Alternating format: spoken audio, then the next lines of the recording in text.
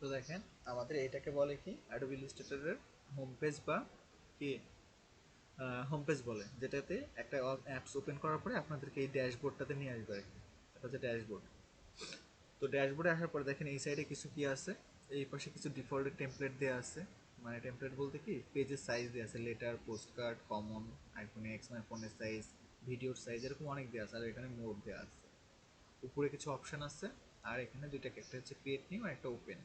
ওপেনটা হচ্ছে যদি আপনি পূর্বে কোনো ফাইল ক্রিয়েট করে থাকেন সেইটা ওপেন করার জন্য এখান থেকে ওপেন। আর ক্রিয়েট নিউতে কি কি হবে, এখান থেকে ক্রিয়েট নিউ ক্লিক করলে কি একদম ডিফল্ট থেকে নতুন করে ক্রিয়েট করার জন্য এইখানে কিছু পেজ নেওয়া যায়। তো এইটা হচ্ছে রিসেন্ট পেজ, মানে আপনি এর আগে যেগুলো পেজ নিয়ে কাজ করছেন সেই সাইজগুলো এখানে থাকবে। আপনারা যারা কাজ করেন নাই তাদের এখানে কোনো পেজ থাকবে না। তো আপনাদের থাকবে কোথায়, আপনাদের থাকবে মোবাইল, এই যেখানে মোবাইল আছে এখানে থাকবে web, print, film and video, art and illustration এখানে থাকবে। তো আর এর বাইরেও যদি আপনাদের কোনো, এখানে ধরেন আপনাদের সাইজ মিলতেছে না, তো এর বাইরে যদি আপনারা কোনো পেজ চান তাহলে আপনাকে এই যেখানে সাইজ আর হাইট দিয়ে, মানে উইথ আর হাইট দিয়ে আপনাকে পেজ ডিফল্টভাবে ক্রিয়েট করতে হবে। তারপরে এখান থেকে আপনি কয়টা পেজ চাইতেছেন সেই হিসাবে আপনাকে এখানে পেজ সিলেক্ট করে দিবে। এখান থেকে যদি আপনি একটা পেজ চান তাহলে একটা পেজ, এখান থেকে যদি আপনি 100টা পেজ চান তাহলে এখানে 100টা পেজ, আপনার যেটা প্রয়োজন। তারপরে দেখেন এখানে আছে ওরিয়েন্টেশন, একটা হচ্ছে পোর্ট্রেট আর একটা হচ্ছে ল্যান্ডস্কেপ। আপনার পেজটা যদি আপনি চান লম্বালম্বি ভাবে তাহলে এইভাবে রাখবেন, আর যদি আড়াআড়ি ভাবে বা পোস্ত ভাবে চান তাহলে রাখবেন এইটাতে ক্লিক করে। আচ্ছা, এরপরে দেখেন এইখানে আছে একটা পয়েন্ট লেখা আছে, এখানে যদি আমরা ক্লিক করি এখানে পিক্সেল, পাইস, তারপরে ইঞ্চি, ফিট, ফিট অ্যান্ড ইঞ্চি, এরকম ইয়ার্ড, মিলিমিটার, সেন্টিমিটার, মিটার্স, এরকম অনেক অপশন আছে। আপনার যেই সাইজ, এখন অনেকে আমরা বুঝি মিটারের হিসাব, অনেকে বুঝি ইঞ্চির হিসাব, অনেকে বুঝি ফিটের হিসাব, যে যেই হিসাবটা বুঝি বা যেই যখন আমাদেরকে ডিজাইনার বা একটা ক্লায়েন্ট যেই সাইজ দিবে আমরা কি করব, সেই সাইজ অনুযায়ী কাজ করব। ঠিক আছে। তারপরে আসেন এইখানে, এই যে এইটা আপনাদের এই রকম উপরের দিকে থাকবে অ্যাডভান্স সেটিংটা, এটাতে যদি আমরা ক্লিক করি। আচ্ছা, তার আগে এই যেটাতে আসি, এইটাকে বলা হলো ব্লিড।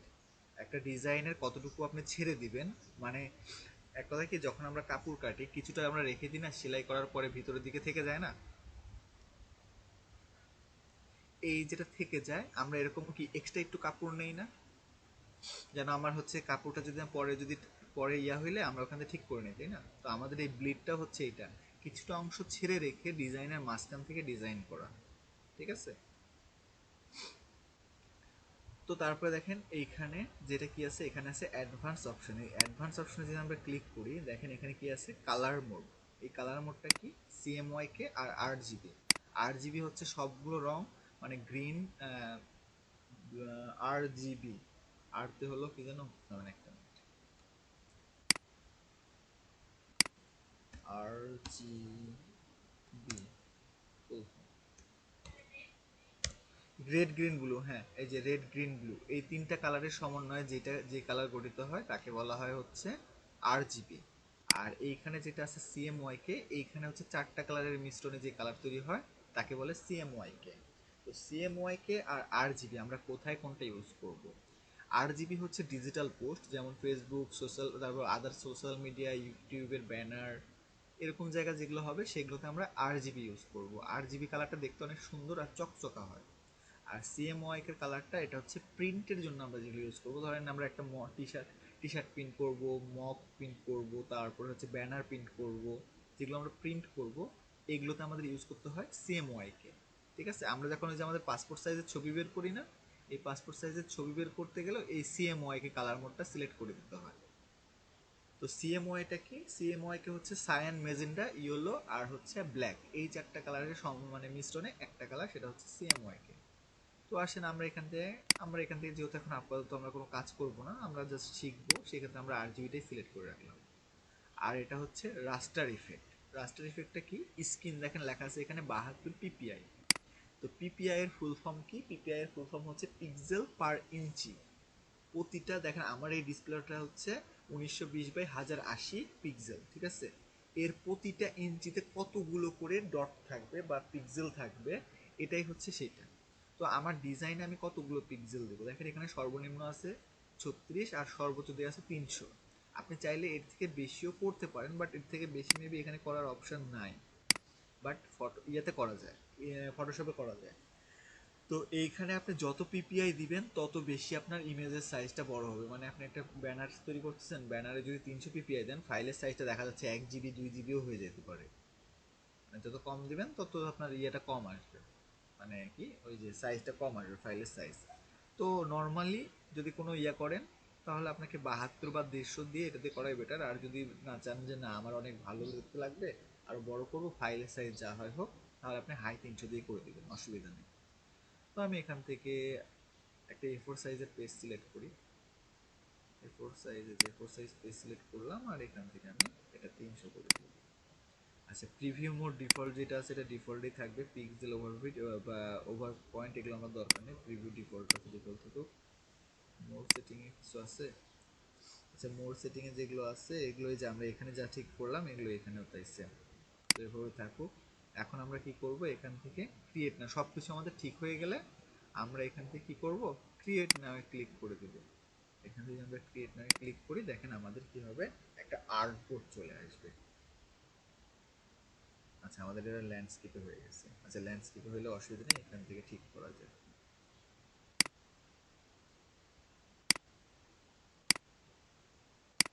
আচ্ছা, তো এইটা হলো কি, এটা হলো আমাদের একটা আর্টবোর্ড, ঠিক আছে? বুঝতে পারবো প্রবলেম হচ্ছে? তো এইটা হচ্ছে আমাদের একটা আর্টবোর্ড। তো এই যে ফটোশপ যেটা আছে বা ইলিস্ট্রেটর যেটা আছে বা বলে যেটা গ্রাফিক ডিজাইনের কাজ, বলে না যে আমি একজন গ্রাফিক ডিজাইনার, এমন শুনছেন না অনেকে বলে যে আমি একজন গ্রাফিক ডিজাইনার, এরকম বলে না? তো গ্রাফিক ডিজাইনার কারা বা গ্রাফিক ডিজাইনারটা কি? কথা হলো যে যারা হচ্ছে ইলিস্ট্রেশন এবং ক্রিয়েটিভ মেথড দিয়ে তাদের নিজস্ব কোনো ডিজাইন তৈরি করে বা নতুনত্ব কোনো ডিজাইনের মধ্যে নতুনত্ব নিয়ে আসে, তারাই হচ্ছে মূলত গ্রাফিক ডিজাইনার। একটা ডিজাইনের মধ্যে ধরেন আপনি একটা নতুনত্ব নিয়ে আসছেন বা আপনি নতুন কোনো আইডিয়া আছে আপনার কাছে, সেটাকে আপনি ডিজাইনে রূপান্তরিত করতেছেন, তারাই হচ্ছে গ্রাফিক ডিজাইনার। যেমন হচ্ছে একটা ছোট বাচ্চার ডিজাইন করে না, অনেক সময় হাতে অনেক কিছু পেন্সিল দিয়ে আঁকায় না যারা আর্টিস্টগুলো করে, বা ছোট বাচ্চারা অনেক কিছু ড্র করে, এইটা কোথায় থাকে? এটা তো থাকে খাতাতে, তাই না? আপনি যদি সেম জিনিসটাই যদি নিয়ে এসে এই ডিজিটাল প্রিন্টের মধ্যে ডিজাইন করেন, তাহলে আপনি একটা গ্রাফিক ডিজাইনার। মূলত গ্রাফিক ডিজাইনাররা কি করে, আগে খাতাতেই অঙ্কন করে, বেশি হাতাতে অঙ্কন করে করে ওইটাই হচ্ছে এখানে নিয়ে আসে, ঠিক আছে? তো আমাদের এখানে একটা বিষয় দেখেন, আমাদের এইখানে উপরে একটা শাড়ি আছে, এই পাশে একটা প্লেট আছে, আর এই পাশে একটা প্লেট আছে, তিন সাইডে তিনটা প্লেট আছে না, আর নিচে দেখেন একটা ছোট্ট সেকশন সিলেকশন বার আছে, দেখছেন? তো এইটাকে বলা হয় যে এইটাকে বলা হয় এইটা হচ্ছে একটা, এগুলো হচ্ছে প্লেট, মানে ডিজাইনের যে ডিজাইন করার জন্য যে প্লেটগুলো লাগবে সেই প্লেট, এগুলো হচ্ছে ডিজাইনের মানে এক্সটেনশন বা অ্যাসেসমেন্ট যা বলতে পারেন। আর এগুলোতে মনে করেন সব অপশনগুলো অ্যাভেলেবল আছে। তো কখনো যদি আপনার এগুলো হারায় যায়, মানে সাপোজ এগুলো হারায় গেছে, ঠিক আছে, মানে আপনার এগুলো আপনি পাচ্ছেন না, সব হারায় গেছে, তখন কি করবেন, যে উইন্ডোজে যাবেন, যাওয়ার পরে এখান থেকে এই যে ওয়ার্কশপ এক্সটেনশন, তার মানে টুলবার, এখান থেকে ওয়ার্কশপ এসেনশিয়াল, এই যে ওয়ার্কশপে যাবেন, যাওয়ার পরে এই যে দেখেন এখানে রিসেট ক্লাসিক আছে না, এসেনশিয়াল ক্লাসিক, এইখানে একটা ক্লিক করে দিবেন, দেখবেন এগুলো সব আবার চলে আসবে। আর আমরা যেটাতে কাজ করতেছি সেটা হচ্ছে যে দেখেন এসেনশিয়াল ক্লাসিকেই কাজ করতেছি আমরা। আচ্ছা, তো আপনাদের এই সাইডে হয়তো বা অনেকের এত কিছু থাকবে না, আমাদের যখন যেটা প্রয়োজন পড়বে আমরা তখন এখান থেকে এটা নিয়ে আসবো, নিয়ে এসে দেখাবো যে এগুলা এখানে কি করে আনা হয়েছে বা কি করে পাবেন, ঠিক আছে? তো আসেন আমরা সর্বপ্রথমে কিছু টুলসের সাথে পরিচিত হই। এই পাশে যতগুলো টুলস আছে না, এর সাথে পরিচিত হইতে পারলে বা এর প্রতিটা জিনিসের কাজ জানলে আপনি কি হবেন, আপনি একটা বেসিক জেনে যাবেন। মানে একটা সফটওয়্যারের যে এই সফটওয়্যারটার যে বেসিকটা আছে সেটা হচ্ছে এইটুকুর মধ্যে। এইটুকু যদি আপনার কমপ্লিট হয়ে যায়, আপনি ইনশাল্লাহ বাকিটুকু আপনি নিজে নিজে যে কোনো কাজ থেকে বুঝে নিয়ে, মানে ইউটিউব হোক আর আদার প্ল্যাটফর্ম হোক, সেখান থেকে দেখে দেখে করতে পারবেন। তো আমাদের এইখানে একটা টোল আছে, দেখছেন সর্বপ্রথম যে টোলটা আছে না, এইটার নাম হচ্ছে কি বলেন তো, কেউ কি জানেন? আচ্ছা, এটা হচ্ছে সিলেকশন টুল। তো সিলেকশন টুলে দেখেন এখানে যখন আমি ক্লিক করছি সাইডে একটা ভিডিও দেখাচ্ছে, দেখছেন?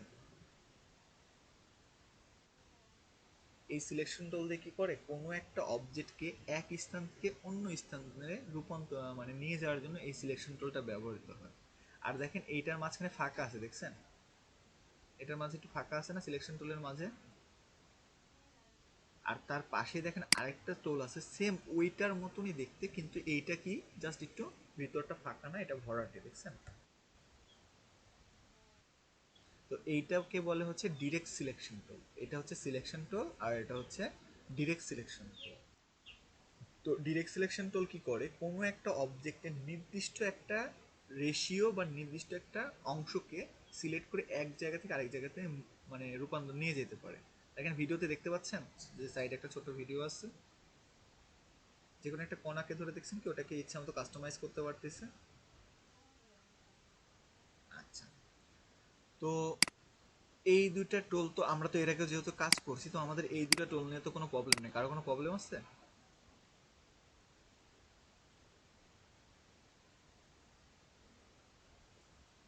কথা বলবেন।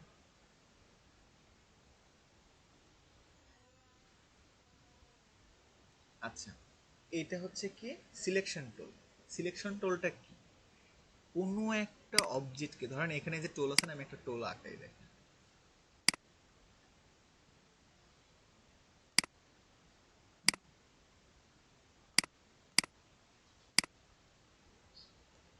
কে আসলো এখন দেখে আসি। রুকসানা খাতুন আজকে কি গাড়ি পায় নাই? আচ্ছা,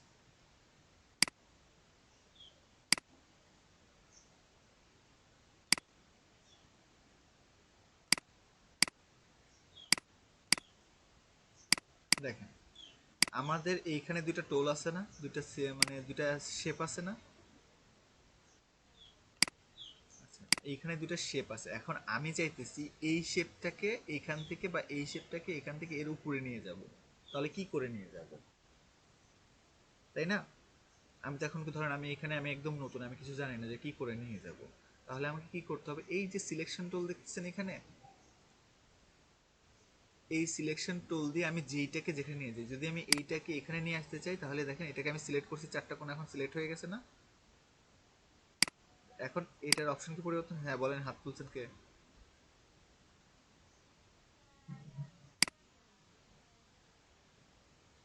তো দেখেন এইখান থেকে আমাদের যেটা কি আছে, এটা টোল আছে না, এটা কি সিলেকশন অবস্থা আছে, দুইটাই সেম ইয়েতে আছে না? আমাদের এখানে সিলেকশন টোল আর ডিরেকশন টোল আছে না? তো এই টোল দিয়ে দেখেন আমি যদি এখন এই টোলটাতে এই সিলেকশন টোল দিয়ে যদি এটাকে ক্লিক করি, এইখান থেকে যদি আমি এটাকে চাই এইখানে নিয়ে যেতে, তাহলে কি করতে হবে, আমার এটাকে সিলেক্ট করতে হবে, করে যদি আমি মাউস দিয়ে যদি এখন ড্র্যাগ করে নিয়ে আসি, তাই এটা এখানে আসছে।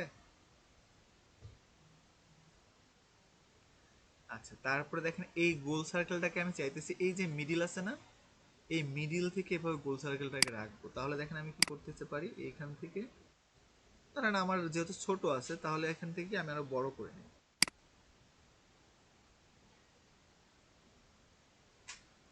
দেখেন এখন আমি কেটেকে এর উপর নিয়ে আসতে পারছি। তো এইভাবে মনে করেন যে কোনো একটাকে মানে কোনো একটা অবজেক্টকে এক জায়গা থেকে আরেক জায়গায় রূপান্তর মানে স্থানান্তর করার জন্য আমাদের কি করতে হয়, এই সিলেকশন টুলটা ব্যবহার করতে হয়। আপনি যতবার এইটাকে ধরেন এক জায়গা থেকে আরেক জায়গায়, ধরেন আমি আমি এখন কাজ করতেছি এই ডিরেক্ট সিলেকশন টুলে, তো ডিরেক্ট সিলেকশন টুল দিয়েও কিন্তু এটাকে সরানো যাবে, ঠিক আছে, অসুবিধা নেই, সরানো যাবে। কিন্তু সিলেকশন টুল দিয়ে সরানোটা সব থেকে বেস্ট, কারণ কি ডিরেক্ট সিলেকশন টুল আপনি যখন সিলেক্ট করবেন কোনো একটা যদি এরকম কোণাতে সিলেক্ট হয়ে যায়, তখন আপনি মুভ করতে যাবেন দেখবেন যে এরকম হয়ে যাবে। বুঝতে পারছেন? তার জন্য আমাদের কি যখন যেই টোলেই আপনি থাকেন না কেন, এখানে যতগুলো আইকন আছে যেখানে আপনি থাকেন না কেন, এই অবজেক্টকে বা পুরো বডি অবজেক্টগুলোকে যদি কোথাও সরাইতে চান, আপনাকে সবসময় এইখানে সিলেক্ট করতে হবে, এইটাতে সিলেক্ট করে তারপরে এসে এগুলোকে সরাই নিতে হবে। ক্লিয়ার?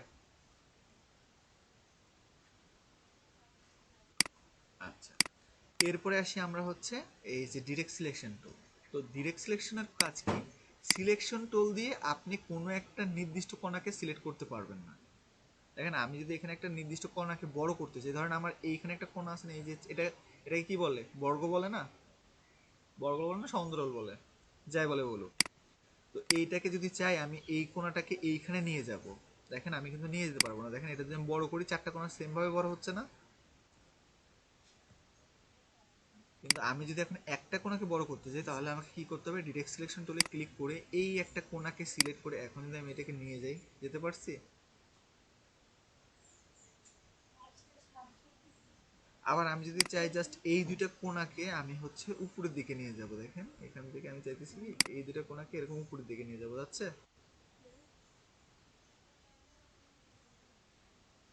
এই যে দেখেন এখানে ডিরেক্ট সিলেকশন টুল আছে না, এই ডিরেক্ট সিলেকশন টুল দিয়ে আমি এই দুইটা কোণাকে সিলেক্ট করছি। অথবা আপনারা এইভাবে করতে পারেন, শিফট কন্ট্রোলে প্রেস করে এই দুটো কোণাকে, সরি কন্ট্রোলে শিফটে প্রেস করে এই দুটো কোণাকে, যে দুটো কোণা আছে না, দেখেন দুটো কোণাতে সিলেক্ট করছি, দুটোতে কোণা সবুজ হয়ে গেছে না, সরি ব্লু রক টাইপের হয়ে গেছে। এখন যদি আপনি যে কোনো একটা কোণাকে ধরে মাউসের লেফট বাটন ক্লিক করে উপর দিকে নিয়ে যান, দেখেন চলে আসছে। তো এইভাবে আপনারা কি করতে পারেন, কণাগুলোকে এই ডিরেক্ট সিলেকশন সিলেকশন টুল দিয়ে যে কোনো একটাকে এক জায়গা থেকে আরেক জায়গায় নিয়ে যেতে পারবেন, আর ডিরেক্ট সিলেকশন টুল দিয়ে যে কোনো কোণাকে এক জায়গা থেকে আরেক জায়গাতে নিয়ে যেতে পারবেন। ঠিক আছে? আচ্ছা, এরপরে দেখেন আমাদের এইখানে আরেকটা বিষয় আছে। আমাদের এখানে কি আছে? আমাদের এখানে একটা টোল আছে, নিচে একটা টোল আছে, টোলটার নাম কি? ম্যাজিক ওয়ান্ডার টোল, যেটাকে বলে কি ম্যাজিক টোল। এটাকে কি বলছিলাম এর আগে বলেন তো?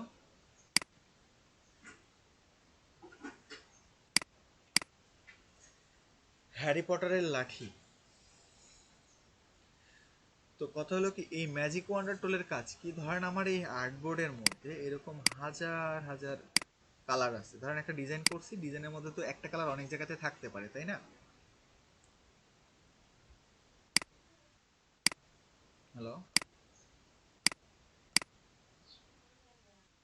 তো আমি একটা ডিজাইন করছি, ডিজাইনের তো একটা কালার অনেক জায়গাতে থাকতে পারে না?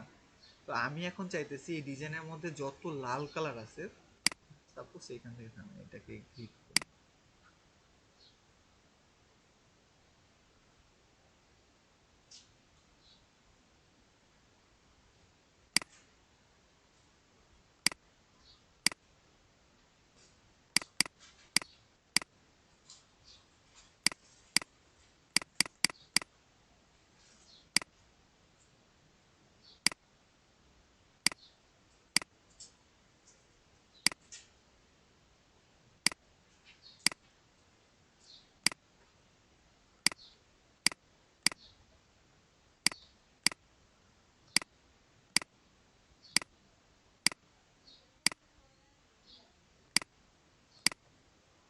এটা আমি একটা গ্রিড করে নিলাম।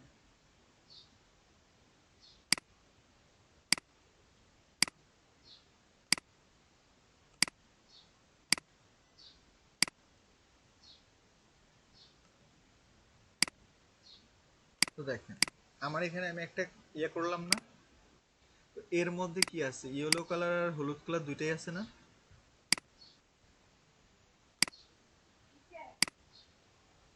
তো দেখেন এর মধ্যে কিন্তু ইয়েলো কালার আর হলুদ কালার দুটোই আছে।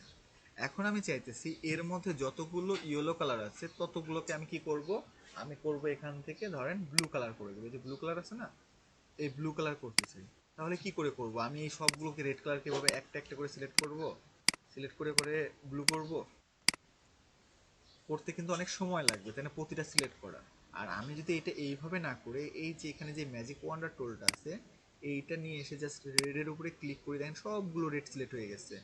এখন যদি আমি চাই, তাহলে দেখেন একটা ক্লিকের মাধ্যমে সবগুলোকে ব্লু করে দিতে পারছি।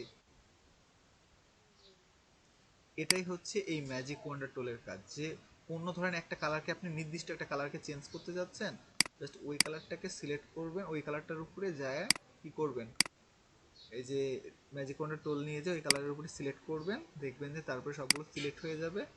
ওইখান থেকে আপনি আপনার ইচ্ছা মতো কালার চেঞ্জ করে দিতে পারবেন।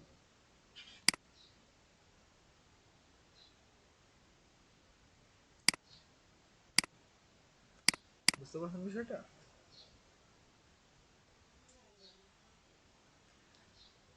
আচ্ছা, এরপরে যে টোলটা আছে না, এই টোলটা আমাদের এখন আপাতত দরকার নেই, এই টোলটা আমরা পরে দেখবো, এটাকে বলে ল্যাসো টোল। ল্যাসো টোলের কাজটা আমরা পরে দেখবো। এখান থেকে আমাদের প্রয়োজনীয় এরপর পেন টোল, তো পেন টোল আমরা আজকে দেখবো না। আরেকটা দেখবো কি আমরা, আজকে আমরা দেখবো শেপ টোল। তো শেপ টোলের কাজ কি এটা তো আমরা সবাই জানি না।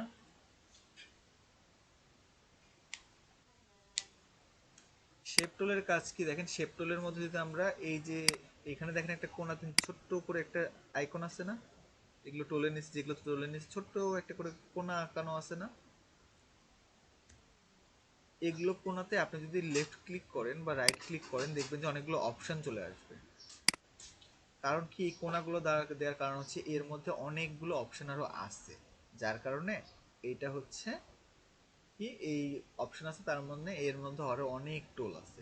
তো দেখেন আমি যদি এই যে আপনাদের দেখেন প্রথমে কিন্তু এরকম থাকবে, তো এইখান থেকে যদি আমি এটাকে রাইট ক্লিক করি, করার পর দেখেন এখানে rectangular tool, round rectangular tool, ellipse tool, polygon tool, star tool, আর এটা কি ফ্লেয়ার টোল নাকি, ফ্লেয়ার টোল, তো যাই হোক এই কটা টোল আপনারা পাবেন। এখন আরো যে নতুন ভার্সন আসছে এই ভার্সনে আরো বেশি টোল আছে, বাট এইখানে এই ভার্সনটাতে জাস্ট এই কটা টোলই আছে।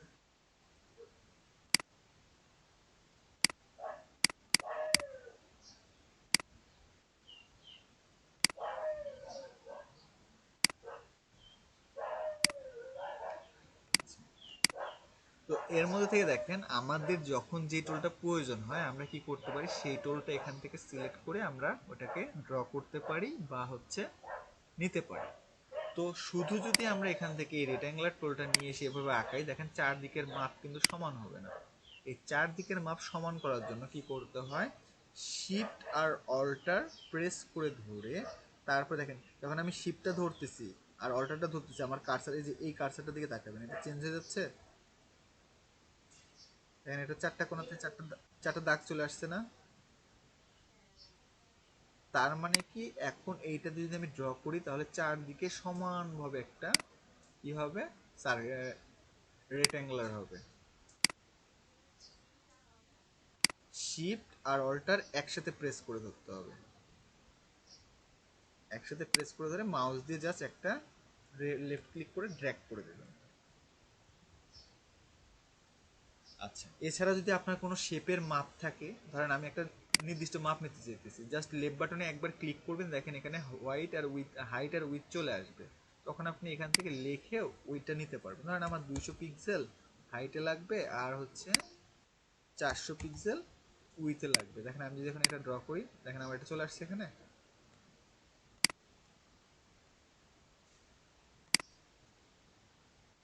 কি আসছে এখন,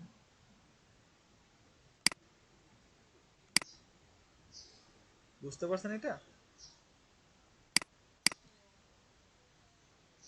আচ্ছা, এখন আমার একটা কথা হচ্ছে যে, যেহেতু মনে করেন আমরা এর আগে যদি শিখেও থাকি, আমরা এখানে কিচ্ছু পারি না, ঠিক আছে, আমরা এখানে কিচ্ছু পারি না, আমিও পারি না, আপনারাও কেউ কিছু আমরা পারি না। তো আমার কথা হচ্ছে যে এইখান থেকে এই শেপ আছে না, এই যে শেপ আছে না, এই শেপ দিয়ে কিন্তু ধরেন কি করা যায়, দেখেন শেপ নিয়ে যদি আমরা ওই যে ছোট বাচ্চারা যখন প্রথম বাংলাদেশের পতাকা আঁকায় না, হুম, এখান থেকে কিন্তু বাংলাদেশের পতাকা, ধরেন আমরা বাংলাদেশের পতাকাটাই আঁকাবো, ঠিক আছে।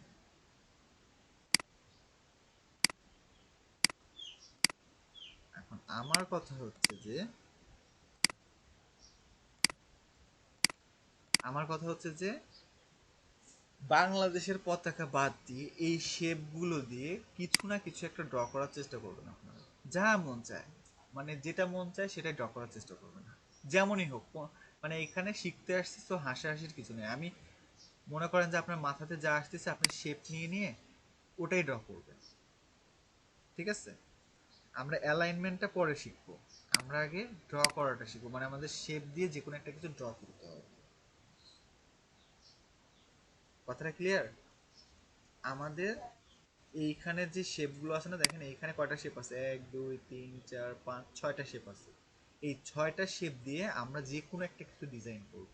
এটা এখন হইতে পারে কি, এটা এখন হইতে পারে কি, এখান থেকে আপনি দুটো শেপ নিলেন, শেপ নিয়ে একটা পাতাও আঁকাইতে পারেন, ও আচ্ছা, সে পাতা আঁকাইতে হলে আরেকটা টুলস আপনাদেরকে দেখাইতে হবে। এখান থেকে আরেকটা টুল আছে যেটাকে বলে হচ্ছে শেপ বিল্ডার টুল। এই যে নিচে দেখছেন শেপ বিল্ডার টুল। একটা মিনিট।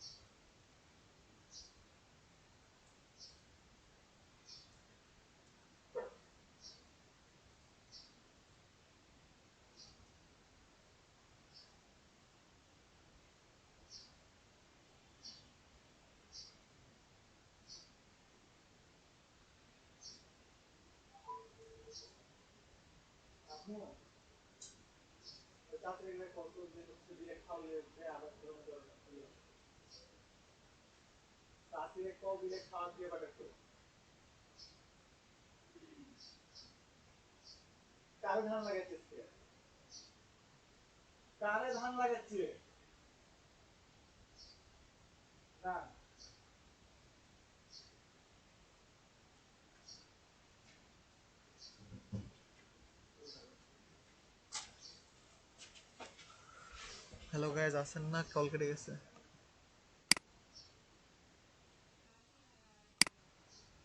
3 মিনিট আছে, নতুন লিঙ্ক দিচ্ছি, অসুবিধা নেই। আচ্ছা, তো কথা হলো যে এইখানে যে শেপগুলো আছে, শেপগুলো দিয়ে নতুন একটা ইয়া বানানোর চেষ্টা করবেন। আপনারা কিছু একটা বানাবেন, কালকে আমি দেখবো, এটা প্যারা নেই। তারপরে আমি যেটা বলতে চাইছিলাম যে ধরেন আপনারা যে কোনো পাতার শেপ টেপ বানাইতে চান, সেটার জন্য আরেকটা টুলস জানা প্রয়োজন, সেটা হচ্ছে যে শেপ বিল্ডার টুল। এই শেপ বিল্ডার টুল হচ্ছে, আমাদের হাতে কাঁচি আছে না, কাঁচি চিনি না আমরা? কাঁচি যেমন কাটাকাটি করতে পারে, এই শেপ বিল্ডার টুলও এমন হচ্ছে সব জায়গা থেকে একজনকে আরেকজনকে কেটে কেটে সরাই দিতে পারে। দেখেন কি করে সরাইলাম। কথা হচ্ছে যে ধরেন আমার এখানে দুইটা শেপ আছে, আমি এখানে দুইটা গোল শেপ নিয়েছি, নেওয়ার পরে এখান থেকে আমি এটাকে এইভাবে ধরেন সরাই নিলাম, আমার একটা পাতা দরকার।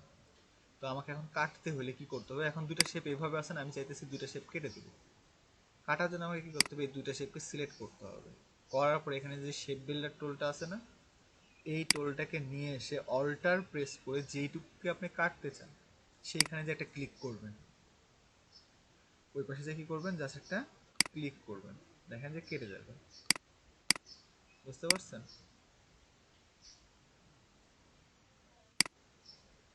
তো কাজ হচ্ছে এইটুকু, আপনারা এই শেপগুলো দিয়ে এখন আপনি ইউটিউব থেকে সার্চ করেও এই শেপ দিয়ে কিছু একটা বানাইতে পারেন। যা মন চাই এই শেপ দিয়ে, শুধু শেপ দিয়ে আপনার যা খুশি আপনারা বানাবেন, বানায় কালকে আমাকে ক্লাসে দেখাবেন। ঠিক আছে? যা মন চায়, কে কেমন আঁকাইলো এটা আমার দেখার বিষয় না, কিন্তু আঁকায় আমার। হ্যাঁ, কালকে অফলাইন ক্লাস হবে। তো অফলাইন ক্লাসে সবাই আমাকে এইটা আঁকায়, এরকম একটা কিছু শেপ দিয়ে সবাই আঁকায় নিয়ে আসবেন, আমি সবারটাই দেখবো। এমন মনে করেন না যে দেখবো না, সিরিয়াসলি আমি গ্রাফিক্সের এই কয়টা যে কয়টা ক্লাস হবে এখন এগুলো নিয়ে একটু সিরিয়াসলি থাকেন। ঠিক আছে? তো সিরিয়াসলি থাকেন, আর কালকে এই শেপগুলো দিয়ে কিছু একটা আঁকায় নিয়ে আসবেন, যেটা আমি অবশ্যই দেখবো। তো কথা হলো যে লিঙ্কও যেহেতু এক্সপায়ার হয়ে গেছে, আজকে আর বেশি আপনাদেরকে না জ্বালাই। কালকে ক্লাসে যে আন্ডার 1 মিনিট কেটে যাবে এখন। অনলাইন ক্লাসে অনলাইন ক্লাসেও 13 জন, অফলাইন ক্লাসেও 13 জন। ঠিক আছে, এই হলো অবস্থা। যারা আপু কইছিলেন কালকে আপনি